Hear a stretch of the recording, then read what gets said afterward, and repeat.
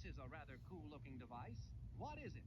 One of those novelty gadgets that lets you see what you'll look like in 50 years? It's an ID maker. Of my own creation, of course. It's for making identification cards. Fascinating. How does it work?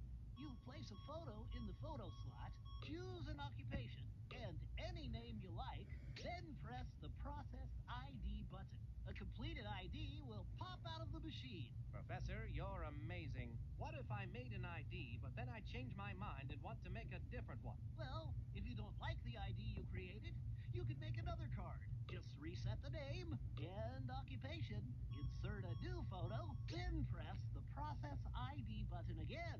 That sounds like fun. Creating false ID cards is something only secret agents can do, and then only when we're on a case. Right.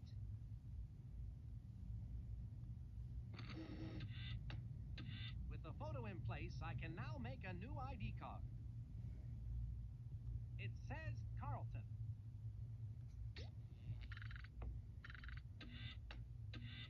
Professor Quack's machine works perfectly. My identification card is complete. I expect that this will come in quite handy.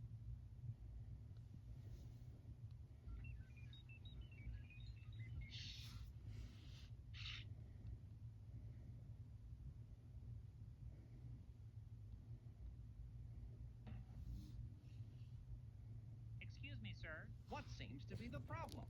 Well, I hate to be the bearer of bad tidings, but unfortunately, I cannot allow you to enter through the service entrance. I'm sorry, but I can only let waitresses with proper ID in today. See? It has the job title of waitress and a matching photo.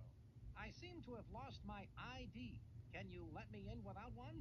I feel your pain, sir. Really, I do. Unfortunately, It seems that I'll have to find a way to get the proper ID.